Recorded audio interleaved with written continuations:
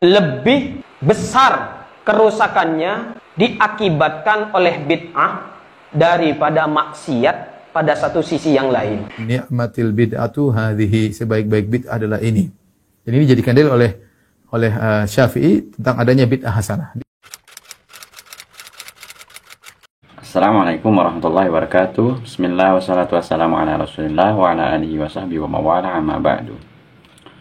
Ketemu lagi sahabat dengan channel kami. Semoga sahabat semua senantiasa dalam lindungan Allah Subhanahu wa taala. Amin ya rabbal alamin. Dan saya mohon maaf ya sahabat, video yang terakhir saya upload itu kena hak cipta. Mungkin sahabat tidak nyaman lah dengan nonton videonya yang terpotong. Ya, namanya juga sebuah konten, pasti ada yang suka dan pasti ada yang tidak suka. Insya Allah kedepannya saya akan perbaiki. Nah, dalam video kali ini sahabat ya, saya akan mereaksi sebuah video yang mana ternyata ada juga ya Ustadz NU yang membahas masalah bid'ah. Yang mana seorang kiai atau seorang Gus, kalau nggak salah namanya Gus Ainun ya, yang mana beliau ini membahas masalah bid'ah. Dan saya sangat setuju ya pendapat beliau bahwa bid'ah itu memang sangat-sangatlah merusak. Perbuatan bid'ah itu lebih buruk daripada maksiat katanya. Sebagaimana kita simak cuplikan yang mana Gus Ainun menjelaskan tentang masalah bid'ah. Intinya kita ini mengikuti Imam Syafi'i apa mengikuti Syafi'iyah. Nah, yang betul di dalam masalah tahlil 1 sampai 7, 40 sampai haul 1 tahun, kita ini mengikuti Syafi'iyah. Antara maksiat dengan bid'ah, sebagaimana saya jelaskan pada bulan yang lalu, lebih berbahaya bid'ah daripada maksiat. Lebih besar kerusakannya diakibatkan oleh bid'ah daripada maksiat pada satu sisi yang lain. Kalau maksiat sudah jelas Pak, hukumnya haram. Mencuri haram, berzina haram, tidak sholat ya berdosa. Jelas kalau maksiat itu. Tapi kalau bid'ah ini tidak jelas bagi orang tertentu yang tidak memahami. Sehingga kadang-kadang seseorang itu akan melakukan kebid'ahan atau melakukan suatu perkara bid'ah tanpa dia sadari dan dia anggap adalah ibadah yang baik.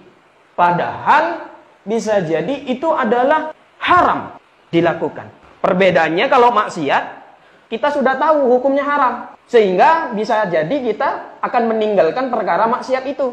Tapi kalau bid'ah, karena itu syubhat, karena itu perkara yang rancu bagi seseorang yang tidak paham agama, maka bisa jadi dia akan melakukan bid'ah seterusnya. Bahkan bisa sampai seumur hidup. Karena dianggapnya adalah perkara yang baik, perkara ibadah. Jadi maksiat dengan bid'ah lebih bahaya bid'ah di satu sisi. Lalu kemudian bagaimana kita mengetahui amal ibadah ini boleh dilakukan? Amal ibadah ini rancu, ini bid'ah. Maka kata Kiai Hashim Asy'ari di dalam kitab ini yang barusan saya baca, ukuran perbuatan itu bisa dikatakan bid'ah atau tidak, Pak? Ada 3. Ada 3. Yang pertama, lihat orang yang melakukan. Saya ambil kesimpulan. Lihat orang yang melakukan perbuatan baru. Karena bid'ah itu hal baru. Namun sahabat ya, ada sebagian saudara kita yang berdalih dengan adanya bid'ah hasanah katanya, yaitu Umar bin Khattab radhiyallahu anhu yang pertama kali melakukan bid'ah hasanah katanya. Di saat itu Umar bin Khattab menjadi seorang khalifah yang mana beliau melakukan sholat tarawih lebih dari 11 rakaat secara berjamaah.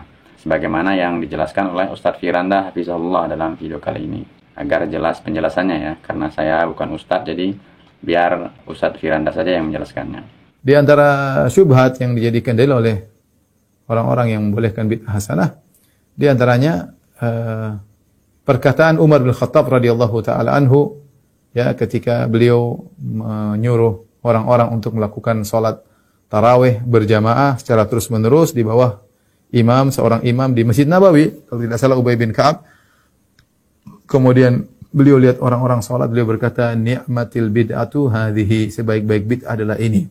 Dan ini dijadikan dalil oleh oleh Syafi'i tentang adanya bid'ah hasanah. Dia berdalil juga dengan asar salaf, dan kita benar bahwa perkataan Umar benar, tapi ini adalah bid'ah bukan secara syar'i, tapi bid'ah secara bahasa. Kenapa kita katakan bid'ah yang disebut oleh Umar tentang salat tarawih berjamaah adalah bid'ah secara bahasa? Kenapa? Karena salat tarawih secara berjamaah di zaman Nabi sudah Nabi kerjakan. Sudah Nabi kerjakan, ya. Saya para sahabat datang sengaja untuk ikut bersama Nabi salat tarawih. Nabi sempat melakukan 3 hari. Namun Nabi meninggalkan karena Nabi takut diwajibkan. Nabi takut kalau sampai sholat tarawih wajib berjamaah rame-rame di bulan Ramadan, maka itu akan memberatkan kaum muslim. Maka Nabi meninggalkannya. Kemudian setelah Nabi meninggal, Abu Bakar As-Siddiq belum menghidupkan acara ini, ya. Tapi telah terjadi sholat tarawih terjadi, tapi tidak rame-rame satu imam, tapi ada berkelompok, ada yang 3 orang, ada yang 5 orang, 7 orang, masing-masing meyakini tentang bulan Ramadan. Jadi saya ulangi, Umar kenapa mengumbar orang ketika Umar datang ke masjid, Umar melihat ada orang yang sholat sendirian, sholat malam. Ke Masjid Nabawi mereka sholat, ada yang 3 orang, ada yang 7 orang, ada yang beberapa orang. Tapi mereka meyakini sholat berjamaah secara berjamaah di bulan Ramadan itu disunahkan. Makanya mereka sholat, tapi masing-masing punya imam, berkelompok-kelompok, dulu tidak pakai mic, jadi sebagian sebelah sana, sebagian sebelah sini. Menunjukkan para sahabat sudah paham bahwasanya memang boleh. Cuma ide untuk mengumpulkan seluruhnya itu idenya Umar bin Khattab radhiyallahu taala anhu, dan itu sudah pernah dilakukan oleh Nabi sallallahu alaihi wasallam. Nabi melakukan, kemudian Nabi meninggal, Abu Bakar tidak sempat melakukan karena Abu Bakar radhiyallahu anhu sibuk dengan berbagai macam peperangan melawan orang-orang yang murtad. Ketika zaman Umar Umar kemudian menghidupkan kembali, akhirnya orang-orang salat tarawih berjamaah di bawah pimpinan seorang imam. Umar berkata, "Ni'matil bid'atu hadhihi", sebaik-baik bid'ah adalah ini, dan ini sebenarnya bukan bid'ah secara syar'i karena contohnya sudah ada. Nabi pernah salat tarawih selama 3 hari. Kenapa Nabi tidak tiap malam? Karena Nabi khawatir diwajibkan. Ketika kekhawatiran tersebut hilang, maka kembali kepada hukum asal, yaitu sunnah Nabi sallallahu alaihi wasallam. Di akhir video ini sahabatnya, saya berdoa semoga Allah Subhanahu wa taala memberikan hidayah kita semua ya untuk mengenal sunnahnya Nabi sallallahu alaihi wasallam, dan tidak perlu membuat syariat-syariat baru tentunya, karena Rasulullah sallallahu alaihi wasallam itu menegaskan di dalam hadisnya bahwa man amila laisa alaihi amruna wa huwa raddun. Barang siapa yang mengamalkan suatu ibadah yang tidak ada contohnya dari kami, maka amalan tersebut tertolak. Hadis ini sahih ya, riwayat Muslim. Sebagai penutup sahabatnya, semoga kita semua dilimpahkan rahmatnya oleh Allah Subhanahu wa taala dan dipertemukannya oleh Allah Subhanahu wa taala kelak di surganya nanti. Amin ya rabbal alamin. Wabillahi taufiq wal hidayah. Wassalamualaikum warahmatullahi wabarakatuh.